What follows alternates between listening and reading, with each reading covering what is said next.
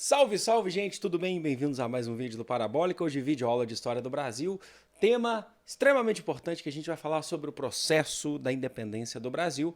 Certamente vai cair alguma questão em alguma prova sobre esse tema, principalmente no Enem, porque a gente precisa entender como que vai cair, como que a independência do Brasil ela é estudada e como que esse processo de independência lá em 1822 vai ser realizado, porque ao que tudo parece, que todo mundo pensa às vezes, que Dom Pedro I chegou lá às margens do Ipiranga, levantou a sua espadinha cabulosa e falou assim, independência ou morte! Mas não foi tão simples assim. Na verdade, muitas coisas aí aconteceram, tem mitos, tem verdades, é simples. E a gente vai entender como que isso aí é cobrado e como que isso de fato é estudado, né? Como que a gente tem que imaginar o processo de independência do Brasil.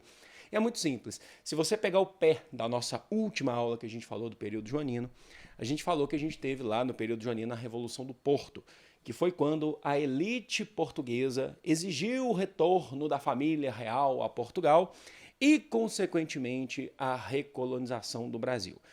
A Revolução do Porto, em 1820, era uma revolução liberal. O que significa isso?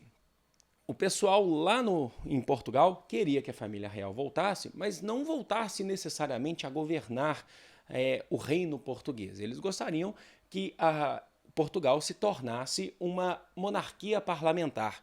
Que você sabe muito bem, a gente já falou sobre isso em outras aulas, Revolução Inglesa, como que a Inglaterra se tornou uma monarquia parlamentar. É aquele famoso o rei reina, mas não governa. O rei ele acaba se tornando um chefe de Estado, mas ele não é o chefe do governo, tá? Então, de qualquer forma, eles exigiram que a família real retornasse e recolonizasse o Brasil. Se a família real ficasse aqui, ela fortalecia as bases brasileiras. Então, o que vai acontecer nesse processo? O Dom João VI vai voltar com a grande parte da família real a Portugal para poder acalmar os ânimos da família real e Dom Pedro I vai ficar no Brasil. Qual que é o interesse disso? Tentar segurar o máximo o Brasil, a independência do Brasil, porque lá nessa Revolução do Porto falaram, se Dom João não retorna, ele perde o trono português, mesmo que seja uma monarquia parlamentar, ele perde. Mas ao mesmo tempo, se ele retorna, certamente que a elite brasileira vai querer a independência, porque a elite brasileira não vai aceitar a recolonização do Brasil, gente. Porque nesse período joanino que a gente falou na última aula, a elite brasileira se fortaleceu muito. Então a gente vai ter um embate entre uma elite portuguesa e uma elite brasileira. Dom João retorna a Portugal. Ainda temos aqui no Brasil uma grande parte de portugueses. E é nesse processo que Dom João retorna e deixa o Brasil com Dom Pedro I aqui, que a gente conhece esse período que vai de 1821, da volta da família real, da grande parte da família real a Portugal, até a independência do Brasil e coroação de Dom Pedro I, como regência de Dom Pedro I. O que é isso? Regência significa que nós temos um regente, que não necessariamente é o rei, governando um determinado local, um determinado espaço, território, nação, ou como que você quiser chamar. Então, o Brasil ele vai passar por esse processo de regência, que é Dom Pedro I governando o Brasil provisoriamente. E esse período é rápido, mas tem muita coisa importante que vocês precisam saber. Primeiro, que por conta de uma elite portuguesa que ainda ficou aqui no Brasil, e essa elite brasileira que vem crescendo, nós vamos ter a formação de dois partidos importantes para entender esse processo todo. O primeiro, chamado de Partido Português, seria uma elite portuguesa aqui no Brasil que defende a recolonização do Brasil. Eles querem que o Dom Pedro I volte para Portugal, ok? E aquela elite brasileira que se fortaleceu aqui vai formar o Partido Brasileiro. Então nós temos um embate entre Partido Português, recolonizadores do Brasil, e Partido Brasileiro, libertadores do Brasil de alguma maneira. Só que aí é um pouco mais complexo entender isso, porque o Partido Brasileiro, assim como todos os partidos modernos que você pensa hoje, ele pode ter várias facções, vários pensamentos ali dentro. O que une todas essas facções é a liberdade do Brasil em relação a Portugal. Mas dentro do Partido Brasileiro você vai ter um grupo, por exemplo, de pessoas mais voltadas para o conservadorismo, que querem que o Brasil se liberte, mas defendem que Dom Pedro I deve ser o rei. E você vai ter também uma parcela de pessoas aí ligadas a um movimento mais liberal, que tem uma parcela maior iluminista no processo, que em muitos casos querem a República do Brasil. Então o Partido Português quer recolonizar o Brasil, o Partido Brasileiro quer se libertar, mas o Partido Brasileiro mesmo tem várias ideias ali dentro. Depois isso vai ficar muito claro para a gente quando a gente estudar o governo de Dom Pedro I. E é nesse processo que o Partido Brasileiro se fortalecendo, se fortalecendo, se fortalecendo, lá em Portugal, eles exigem também o retorno de Dom Pedro I, porque ele é o herdeiro do trono brasileiro e sabem que a presença de Dom Pedro I aqui no Brasil fortalece o processo de independência do Brasil, porque ele era apoiado inicialmente aí pelo Partido Brasileiro para fazer a independência. Acho que apoiado não seria nem o termo mais correto. Dom Pedro I seria mais influenciado, né? Ele era influenciado pelas ideias da liberdade. E aí que até mesmo depois a gente tem cartas de Dom João VI lá em Portugal, mandando para Dom Pedro I, falando que ele deveria voltar. Meio que Dom João VI ele pensou diferente, falou assim, olha, eu estou recebendo pressão aqui, você precisa voltar. E o Dom Pedro I responde essas cartas para o Dom João VI, nesse processo da regência de Dom Pedro I, falando que ele não vai, ele tem dificuldade de pensar em voltar, até mesmo porque ele não queria ter a vida que o Dom João VI tinha lá em Portugal, porque ele virou um monarca mais representativo, ele não é um rei mais assim governante, né, como eu falei para vocês, que era esse processo da Revolução do Porto. O Dom João VI ele mais viajava pelo reino português para tentar mostrar o que é a realeza portuguesa, mas governar mesmo ele não queria. Então Dom Pedro já começa a pensar, se eu volto, eu vou me tornar mais ou menos o que meu pai é, assim, lá em Portugal. Mas se eu fico aqui, eu tenho a possibilidade grande de ser o governante. E ele vai receber uma influência muito grande do Partido Brasileiro, que vai começar a falar, olha, a gente vai fazer o processo de independência, seja com Dom Pedro I ou sem Dom Pedro I. E o Dom Pedro I pensa, então é melhor que seja comigo, não é mesmo? Então, vocês vão entendendo que a gente vai já caminhando para uma parte mais importante dessa aula, né, que é a aula da independência do Brasil, que pode ser uma aula mais rápida, mas extremamente importante, é que depois, lá em janeiro de 1822, né, porque a independência foi em setembro de 1822, mas em janeiro de 1822, o apelo lá da elite portuguesa para que Dom Pedro I retorne e recolonize o Brasil, o Dom Pedro I, ele, com essa pressão que ele está sofrendo da elite, ele tem o famoso dia do fico, que ele fala, se é para o bem de todos e felicidade geral da nação, diga ao povo que eu fico. Então a gente está começando a tornar nesse processo, né, a gente está começar a ter uma identidade já de um país já independente. Na verdade, nós não éramos independentes de fato, mas se vocês acompanharam a nossa última aula, uma das partes mais importantes, eu peço para que vocês assistam se vocês não assistiram, é que o Brasil, já no período joanino, já ganhava um status de meio que independência de Portugal, né? Porque a gente já estava meio que libertando economicamente de Portugal por conta dos tratados de 1808, 1810 e também porque o Brasil já não era mais colônia, ele não tinha mais o status de colônia. Desde 1815, né, o Brasil já tinha o status de Reino Unido a Portugal. Nós éramos um Reino Unido, mas faltava agora formalizar a independência definitiva, né? Porque colônia nós já não éramos mais. Os portugueses queriam que nós voltássemos a ser, mas falta só esse processo. E durante esse processo todo, essa elite brasileira que se formou em torno do Partido Brasileiro começou a ameaçar Dom Pedro. A gente vai fazer a independência, você está junto ou não está? E é aí que Dom Pedro começa a tentar andar por regiões aqui no Brasil, ele vai para Santos, Minas Gerais, ele começa a andar pelo Brasil para saber, consultar as elites locais para saber se ele tem o apoio dessas elites para poder fazer essa independência do Brasil. Lógico que Portugal, sabendo disso, começa a ameaçar que vai enviar tropas para o Brasil para evitar a independência do Brasil. E o Dom Pedro I ele começa a ganhar uma cara maior, né, de independência, aquela coisa toda.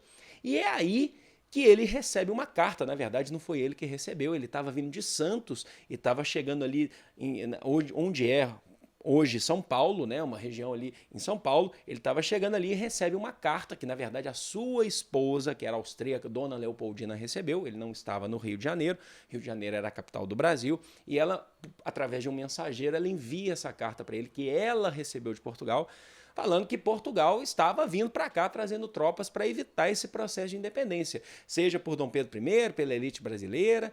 E é aí que ele recebe aquela carta e decide de vez, fala assim, ó, a gente não tem mais tempo, então ou a independência vai ser agora ou não. E aí é consumado o famoso Grito do Ipiranga ou a Proclamação da Independência do Brasil a 7 de setembro de 1822.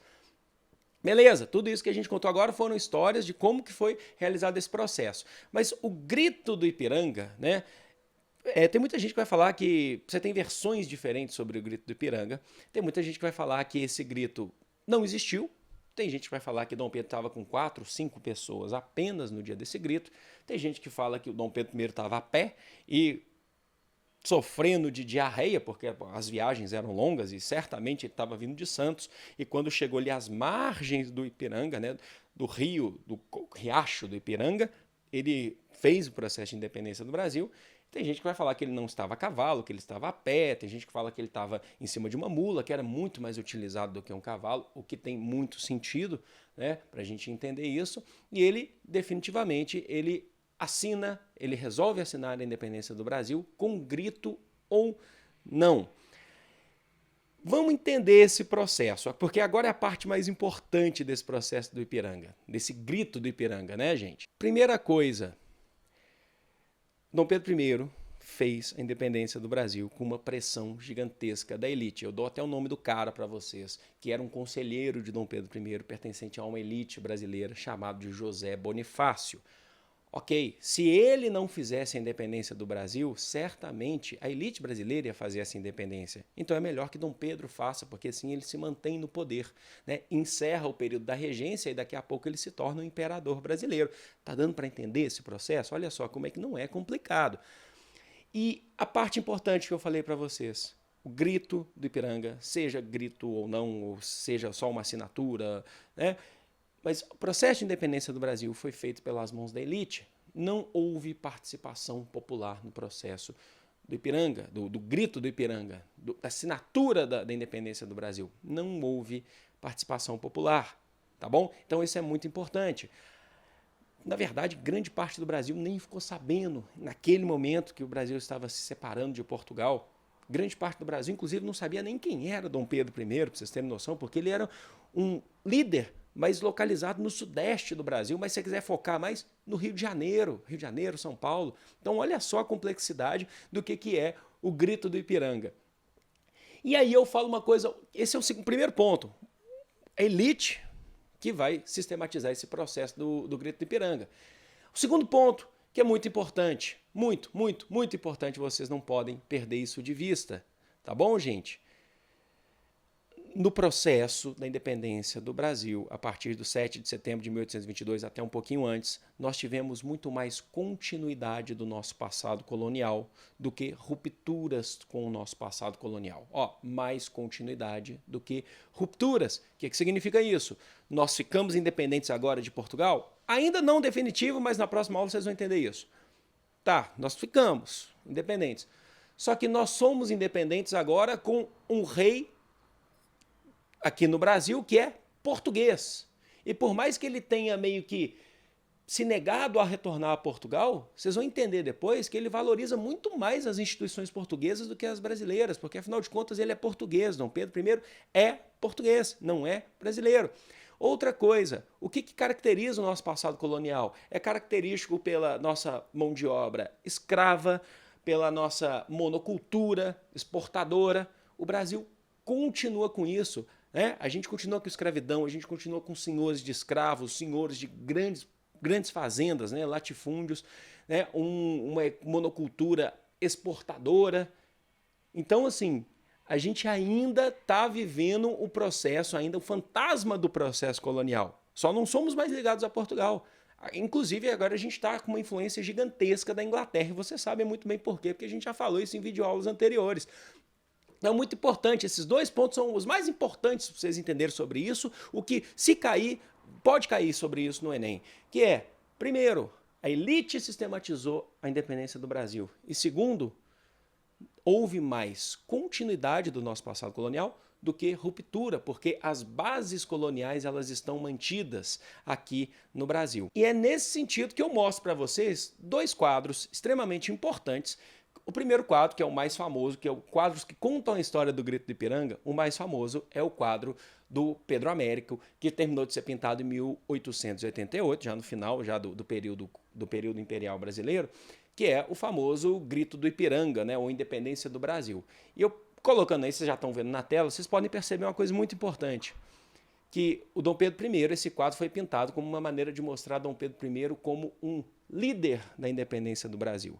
Para quem quiser saber, Pedro Américo foi um pintor contratado pela corte brasileira, né? Já que a gente já está falando já no período de Dom Pedro II, para mostrar o quanto que é importante, o quanto que a monarquia brasileira foi importante para o processo de independência do Brasil. E esse quadro, ele está contando justamente essa história. Então, assim, se você quiser trabalhar com a ideia de manipulação, né, os artistas todos, eles trabalhavam com essa ideia. O artista está contando a história para alguém, né? E certamente o Pedro Américo está contando essa história do ponto de vista da monarquia brasileira. Não foi no período do Dom Pedro I que foi pintado esse quadro, repito, mas vocês podem ver que o Dom Pedro I é uma figura centralizada. É por conta desse quadro, principalmente, que é gigantesco, ele está lá no Museu do Ipiranga, que é nas proximidades onde houve o suposto grito do Ipiranga, que aconteceu esse processo aí, né? Então, esse quadro está lá no Museu do Ipiranga e o Dom Pedro I, você pode perceber que ele é uma figura centralizada. O objetivo de fazer essa pintura é mostrar o quanto que Dom Pedro I é o líder e o herói da nação que nos libertou de Portugal, que aí a gente está tentando mascarar essa historinha que a gente contou da elite, né? Na verdade, Pedro Américo está tentando fazer isso. E uma segunda pintura que eu mostro para vocês é desse cara aí chamado François-René Maurois. Eu acho que, se eu não me engano, é assim que escreve, que é um pintor romantista francês. E ele também descreve, através da sua pintura, o grito do Ipiranga, vocês estão vendo aí, que também coloca Dom Pedro I como uma figura centralizada. Esse quadro, se eu não me engano, ele terminou de ser pintado em 1844, então ele é antes daquele primeiro quadro do Pedro Américo. E ele também conta uma história. Qual que é a história? Que Dom Pedro I foi o líder da nação, separou o Brasil de Portugal. Esse quadro também mostra o momento do grito do Ipiranga, inclusive ele chama a Proclamação da Independência, aí do François René. E esse quadro, só que ele tem um ponto de vista um pouco diferente. Ele coloca Dom Pedro I como um grande líder popular. Reparem que todo mundo que está em torno de Dom Pedro I pertence às camadas populares. Então também, o que significa esse quadro? Esse quadro foi pintado também durante o governo de Dom Pedro II, mas na verdade ele foi no começo do governo de Dom Pedro II. E o que ele tenta mostrar? Uma visão também de líder heróico, só que dessa vez popular, né? É uma tentativa. Esses dois quadros, eles são na verdade uma tentativa de autoafirmação da monarquia brasileira, até mesmo porque esse aí de 44 mostra quando Dom Pedro II chegou ao poder, que era, se a gente for entender bem, é um período que a monarquia está correndo um período aí de talvez uma crise, e o Dom Pedro II vai ter que segurar isso. E nada mais justo do que mostrar o quanto que Dom Pedro I, o cara que fez a independência do Brasil, iniciou o processo da monarquia brasileira, ele é um herói. Se você estiver escutando barulho, aí está tendo obra aqui perto. Infelizmente eu não posso fazer nada. Mas eu trouxe essas duas visões aqui para vocês, porque o Enem, de repente, ele pode cobrar qualquer uma dessas visões, e vocês têm que entender que uma coisa é o que de fato aconteceu e uma outra coisa é a história que estão nos contando, porque a história ela faz parte do quê? De um processo de discurso, né? Nesse caso, a história está vindo de cima para baixo. Quem fez o processo de independência ou quem está tentando se autoafirmar nesse processo de independência está contando a história para a gente. Tá? Então, cuidado com o que a gente vai acreditar, porque, na real, os estudos apontam mesmo que nenhum desses dois quadros, eles são reais, verdadeiros. Talvez o grito do Ipiranga, que não tem a participação popular, chegue mais próximo da realidade. Mas também a gente sabe que Dom Pedro I não teve essa glória toda no grito do Ipiranga, né? Como a gente está vendo no quadro do Pedro Américo. Mas entender esse processo todo, porque a gente precisa saber que houve mais continuidade das nossas instituições elitistas do processo colonial, do processo de independência do Brasil, do que rupturas. Gente, eu espero que vocês tenham entendido. Eu poderia deixar esse vídeo, né, esse vídeo aqui, junto com o vídeo que fala sobre o processo de como que foi o primeiro reinado, o governo de Dom Pedro I, agora não mais como regente, mas sim como imperador, mas ia ficar muito grande. Então, e porque a gente precisa focar muito nesse processo de independência para entender essas coisas que eu falei para vocês. Eu espero que vocês tenham gostado, eu espero que vocês tenham entendido como que a gente tem que analisar esse processo de independência, que é muito importante. Não deixe de me seguir nas redes sociais, vamos trocar uma ideia por lá, gente. O canal está crescendo, tem muitas coisas que eu deixo lá no Twitter, eu já aviso o pessoal lá no Twitter, o pessoal já fica sabendo antes de qualquer um aqui, que nem sempre às vezes dá para postar um vídeo se acontecer alguma coisa, se eu tiver que adiar um vídeo, alguma coisa, eu posto lá no Twitter ou eu posso postar no Facebook também, tá certo? Eu vou ficando por aqui, foi um grande prazer, deixa aí nos comentários e eu vejo vocês no próximo vídeo aqui do Parabólica. Beijo, fui!